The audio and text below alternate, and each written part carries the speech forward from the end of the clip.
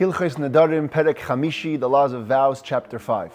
In today's chapter, we're going to be talking about vows that interfere with relationships between two people, and also the laws that apply to an object which is subject to a vow.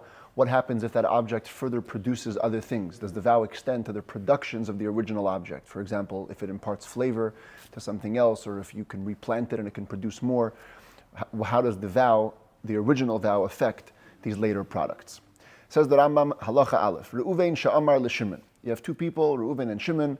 Reuven tells Shimon the following, Hareini alecha cherem. Reuven is the one making the vow, and he says, I am going to be considered to you as a cherem. Cherem is a type of dedication offering, a consecration. Basically, he's saying, in your eyes, I should be considered a dedication. You can't have any benefit from me. Oy, or he words it more simply, Hare ata asur b'hanayasi. He simply says, you are forbidden to have benefit from me. The point is, Reuven is the one saying the vow, and he's imposing a prohibition on Shimon.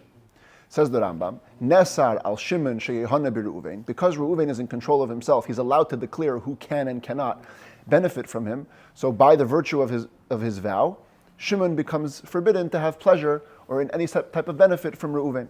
V'im avar v'ne'ena, however, if he transgresses the vow and indeed derives benefit from Reuven, einei loika, he's not held liable or accountable, he doesn't get lashes, Shaharei le'amar Shimon klum, because in this scenario, Shimon didn't say anything. It was Reuven who did all the talking from beginning to end. He imposed the vow. While he's within his rights to do so, it can't hold Shimon accountable. Of course, needless to say, Reuven can derive benefit from Shimon, because he never forbade benefit going in the other direction, only in the one direction from Shimon to Reuven. Halacha Beis, let's consider though another scenario. Amar l'Shimon, if Reuven tells Shimon, not subjecting himself to the prohibition, but subjecting Shimon to the prohibition. Hare ata alai cherem, you are going to be considered to me as a dedication offering. I'm not going to have any benefit from you. Oy, or he words it more simply, hareini asur b'hanayascha. I'm simply forbidden to have any benefit from you or your property. Hare nesa Reuven milihanis b'Shimon. So here, by dint of the vow, Reuven, of course, is forbidden to have any benefit from Shimon. But here, because he was the one who did the talking and subjected himself to the vow, if he derives benefit from Shimon in the end, he will get lashes. Because he desecrated his own word. In the other case, Reuven imposed the vow on Shimon. So while Shimon shouldn't transgress it, if he does, not liable. Here, Reuven imposed the vow on himself. And when he violates the vow, he's held accountable. The Shimon mutar b'hanayas Reuven, and of course, Shimon can derive benefit from Reuven because that wasn't part of the vow to begin with. Amar lo, if Reuven told Shimon that the vow is going to work both ways. Hareini alecha cherem v'ata alai. I'm considered to you as dedication offering. You are considered to me as the same. Hareini asur b'hanayascha v'ata asur b'hanayasi, or in simple language, I'm forbidden to have benefit from you. You're forbidden to have benefit from me. Shnehem asurin ze bazeh. Indeed, the vow goes both ways, and they're both forbidden to derive benefit from each other. In all similar situations, the laws would be the same. Here too, the commentaries say that while the vow goes both ways, the difference that Rambam said before still applies.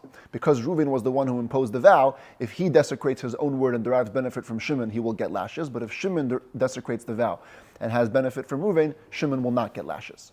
Unless, of course, like we saw in chapter 2, if you say Amen to someone's vow, then that's a form of acceptance of the vow.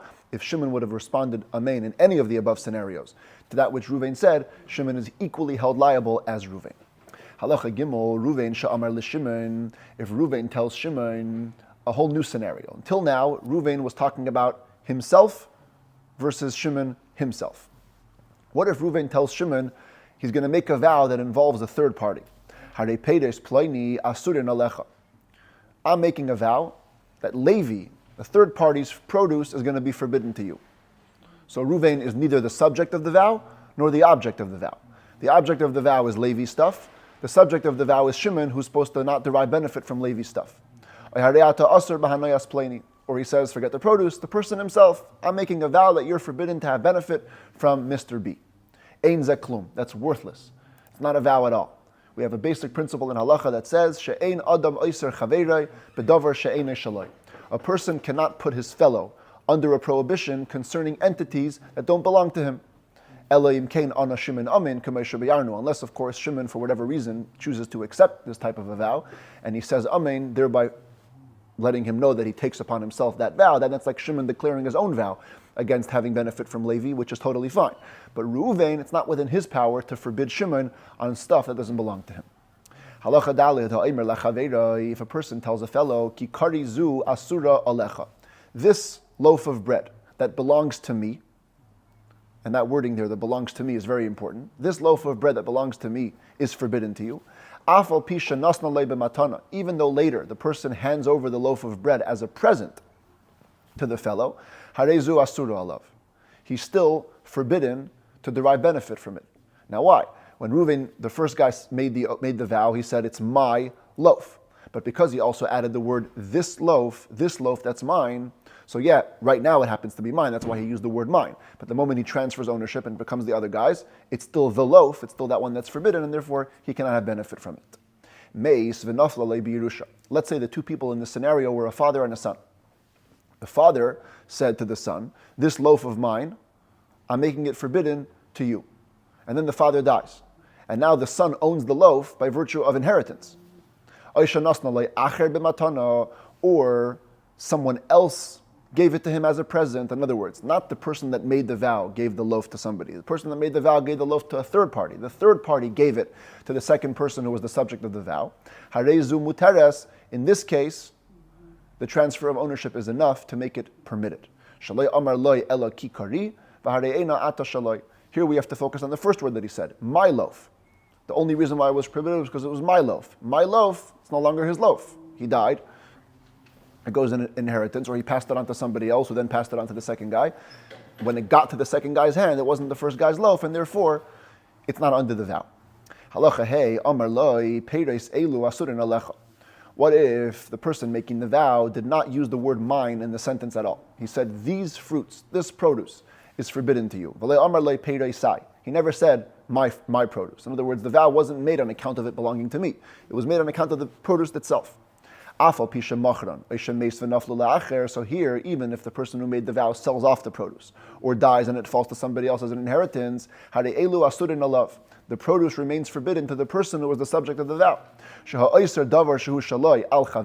Because if in the moment of prohibition, the entity belonged to me, and that's when I made it forbidden to a friend, even though later on it left his possession, the prohibition remains in force because it was never attached to the ownership of the person. As long as it's within his possession, he has control over it, and he put it under a vow of prohibition, it's always prohibited. Unless, of course, as part of the formulation of the oath, he used the possessive pronoun mine, my property, my house, my produce, or something like that, then it's clear that you only intend for the prohibition to be effective while it's yours. In which case you only prohibited the object as long as it's in his possession. A father tells the son, or some texts have the word ata, which is more fitting to the masculine grammar. You are prohibited to have any benefit from my property. Or the father takes an oath, not a vow. Shavua, he makes an oath, the son is never going to have any benefit from the father's estate. If the father dies, it doesn't preclude inheritance. Girashenu, the son may inherit the father's estate. Because we treat the original vow as though the father said, Nechasai alecha asurin, my property is forbidden to you. That means only while it's his property. The moment it transfers via inheritance, the son can have benefit from it. Asar alav hanayasa. But if when the father made the vow prohibiting the benefit, upeira, she was explicit and he said, bein bechayai, bein b'maisi, you're prohibited to have any benefit from this estate, from my estate, whether in my lifetime or after my death, imeis lo yirashenu. Then indeed, if the father dies, the son cannot inherit the estate. We're going to see in a minute, doesn't mean he doesn't inherit it at all. He does inherit it, he just can't have any benefit from the estate. Shazak kimisha amar lai, because in this scenario where the father clearly says, in my lifetime and in my death, it's as though he said, Nechasim elu asurin alecha, these properties are forbidden to you, without the word mine, in which case the prohibition always stands. Halacha zayin asar b'noi b'hanayase. What about the following case? A father forbids his son to have benefit from his estate, and the commentaries insert here, it's the second case from the last halacha. In other words, he said it in a way that it would apply even after death. He totally forbade his son to have benefit from his estate. Ve'amar, but he did give a redemptive stipulation. He said, look, I don't want you to have any benefit from the estate, but you have a son. Im yiyeh ben benizeh talmid chacham. If your son, in other words, the son's son, is going to grow up to be a Torah scholar, yikneh benizeh nechasai kedei lahaknois livnoi. I want him to have the estate, so therefore I'm going to give the right to my son, who I don't want to benefit from the estate. I'm going to allow him to acquire it insofar as he'll be able to transfer ownership to his son, assuming he meets the criteria of becoming a Talmid Chacham. Harei zeh muter, that's a permitted condition. V'yiyeh haben asur b'nichsei ha'av, and indeed the son remains prohibited to have benefit from the father's estate, but he does acquire it in as much as his son is concerned. Uben haben muter b'hen, the grandson is permitted to derive benefit, im yiyeh Talmid Chacham k'may shehisna, if he will end up being a Torah sage, as he stipulated. Halacha ches, zeh haben ha'asur b'yirushas aviv, in either case, the last halacha or the one before, any scenario where a son becomes forbidden to have benefit from his father's estate, it doesn't mean that he doesn't inherit it at all.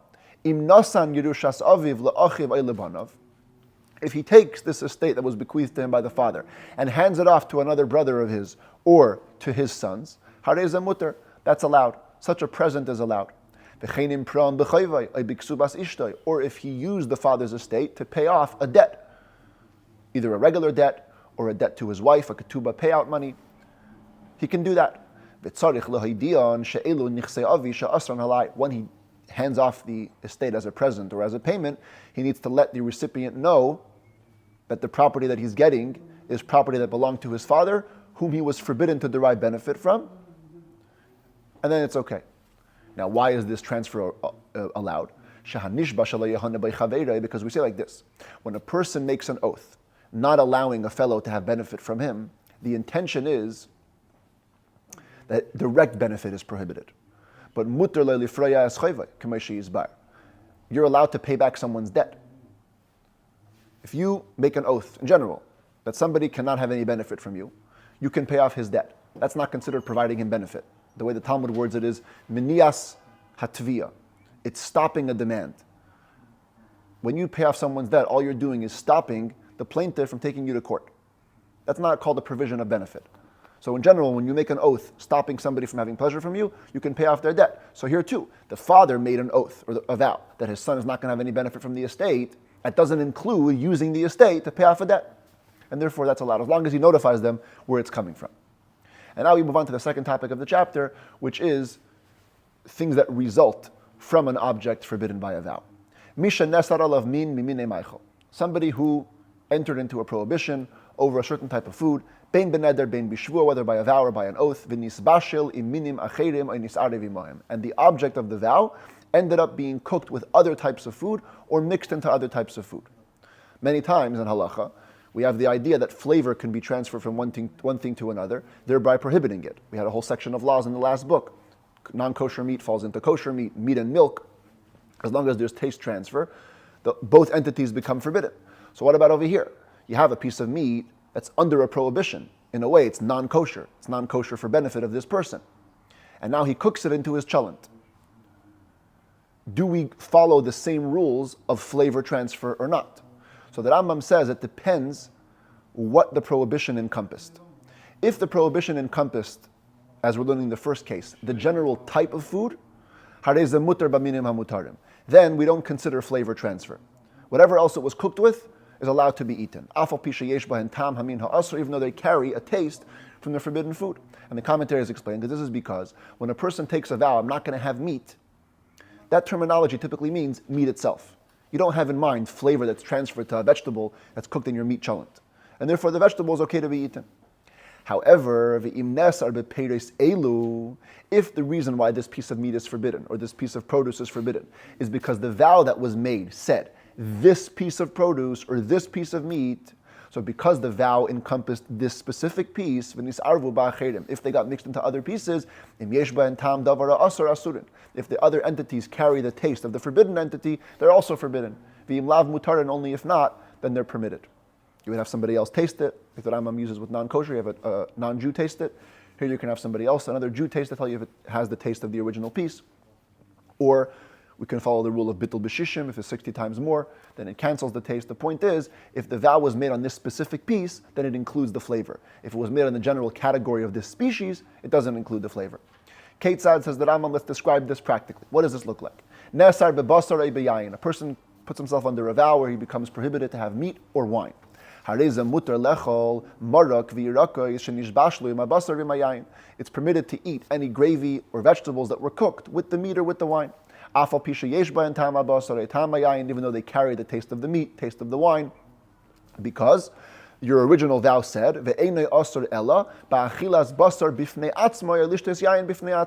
you're only forbidden to eat the meat on its own or the wine, drink the wine on its own.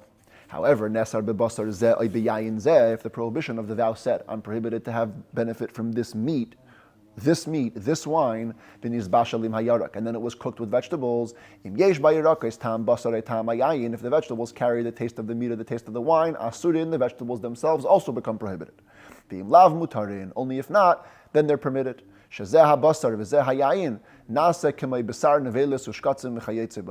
moment you said that this piece of meat or this barrel of wine is forbidden, the meat or the wine assumes the halachic status of non-kosher meat or insects. This is called in halacha chaticha nases nevela, or for short, chanan. That means that the piece itself, which is under prohibition, becomes entirely prohibited as though it were fully non-kosher. The concept is also used when it comes to meat and milk. Like if milk falls into a piece of meat, even though it's a little bit of milk, the whole piece of meat becomes forbidden. This concept of chanan also applies over here. The piece that you subjected to a vow becomes fully like a non-kosher piece. And the same thing applies to all similar situations. Therefore, if a person says, this meat is forbidden to me, now anything in that dish which the meat is cooked in, gravy, spices, it all becomes forbidden. What if it wasn't a question of meat and other entities, or wine and other entities? It was a question of the same entity. You have a bottle of wine that's forbidden on you. You took a vow not to have from this bottle, and this bottle mixed into other permitted wine. This is what the Rambam called in the laws of forbidden foods, min b'minoi. It's a different type of mixture. It's a mixture of the same type where taste is indiscernible. Afilu tipa b'chavis, even if it's a drop of the forbidden wine that gets mixed into a full barrel of the permitted wine, nesar hakoil, the entire barrel becomes forbidden. Now, the reason for this principle, typically when it comes to min b'minoi, when you have one type that mixes with the same of its type, the regular rule, as the Rambam told us in the laws of forbidden foods, is that biblically it's batal b'roiv, as long as there's a majority, it's nullified. And rabbinically, it needs to have 60 times itself to make it forbidden. Here though, to make it permitted, Here though, the drop of forbidden wine that falls into the permitted wine makes the entire thing forbidden. Why? An interesting reason. Technically, every vow can be released. As we saw yesterday, a person is allowed to ask a sage to release his vow. Since the vow can be released, and that will convert the wine, the forbidden wine, to being permitted, nasa kedavar sheyesh le matirin. So it becomes like an object that has a way to become permitted. We talked about this in the laws of forbidden foods when it comes to chametz. A piece of chametz mixes into a whole other pile of grain. The whole pile of grain is forbidden, even though there's many more times than 60. Why? Because chametz is only forbidden for 8 days. After 8 days, it becomes permitted. Since there's a way for the forbidden entity to become permitted, it never becomes nullified when it's mixed in its forbidden state. So here too, since the forbidden wine could become permitted, it doesn't become nullified. As we explained in the laws of forbidden foods. If somebody says, he points to a bunch of fruit or a bunch of produce and he says, these fruit are considered to me to be a sacrifice. They're forbidden to me. A karban hein lepi, or they're a sacrifice to my mouth. A karban hein alpi, they're a sacrifice on my mouth. Whatever it is, a language that forbids the fruit to be eaten. Hareza asur b'chilufeihen uvegiduleihen. Not only does the vow encompass the current produce in front of him, but it encompasses anything that it's bartered for. In other words, if you exchange this produce for something else, the vow moves to the new exchange, and also to anything which grows from it. So you replant the seeds, it grows new things, forbidden. Needless to say, juice that you squeeze directly out of the fruit are also forbidden. The vow encompasses that as well. She'eni oichel oisam, or she'eni tayim oisam. But if the way you formulated the vow or the oath on the fruit, you didn't say these fruit are a sacrifice to my mouth. You said, I'm not going to eat them. I swear I'm not going to eat these fruit. I'm not going to taste them. So now there's a little more room to be lenient. Now you can say, I'm only not going to eat them. What about things that result from them? So here the Rambam differentiates between two types of produce. And we observe this even today. There are some types of produce that every time you replant them, they decompose and grow anew. But there are other types of produce that actually keep regrowing from the same root, like an onion. You put an onion head into the ground, the onion head itself reproduces and it never decomposes, versus, let's say, wheat, which decomposes. So the Rambam says it depends what kind of fruit you're dealing with. If it's an object whose seed would decompose when you replant it, like wheat or barley, and so in this scenario, if you would have pointed to a pile of wheat and said, I'm not going to eat this pile of wheat, any replanting of that wheat that occurs and grows new wheat, the new wheat is permitted. It's also permitted if you exchange it for something else. But if we're talking about a category of produce whose seed does not decompose when it's replanted, like onions and garlic heads, not only are the initial replanting of the onions forbidden, but even replantings of replantings are forbidden, because in a certain way they always carry an element of the original forbidden object.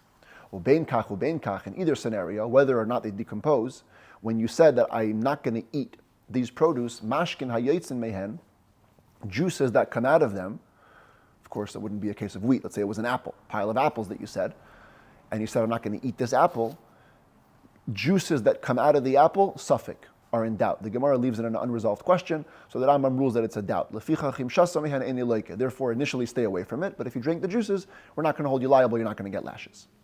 Halacha tesvav, same principle that we just said, expressed in a different context. A person tells his wife, one of the rights that a husband has from his wife is that all her earnings goes to him.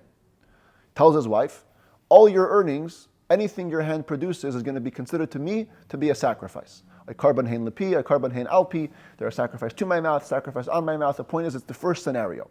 You declare the earnings to be a sacrifice. When you declare it to be a sacrifice, the scope is much more extensive. You're forbidden to derive benefit from whatever she exchanges those earnings for, or whatever it replants. In other words, let's say she, by the work of her hand, planted a tree. Now what grows from the tree is also forbidden. But if the way you expressed your vow, you only said, I'm not going to taste or I'm not going to eat from your handiwork, so then it depends what kind of a category your handiwork is. If the fruits or the produce produced by the work of her hand was such that would decompose were it to be replanted, in other words, she worked in the field and grew herself some wheat, mutar b'chilufein uvegidulein. So the wheat itself you cannot benefit from, but you cannot benefit from its exchanges or its replanting. But if the produce she produced was something which would not decompose, let's say she produced onions, afilu gidulin asudin, you're forbidden to have benefit from even second or third generation productions of that original handiwork. Now, the Rambam addresses a core point here. I understand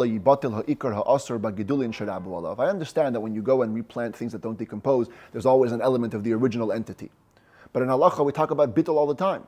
Cancellation, nullification. How much of the original entity is present in the second, third, fourth generation produce? Very little. So why doesn't that original source become nullified in all of the other additional new growths that are added to the new entity? So that Rambam employs the same logic he used before. Because your vow could become permitted, because you can release your vow at any moment, so the prohibition that affects the earnings or the produce about which you made the vow is considered to be something which could become permitted, and it never becomes nullified, even in a majority, even thousands upon thousands of times more than it never becomes nullified. If somebody forbids his fruit on a friend, bein beneder, bein bishvua, whether in a vow or in an oath, so the laws of second generation produce or exchanges become a doubt. In other words, all the last few halachas are where a person takes a vow on himself.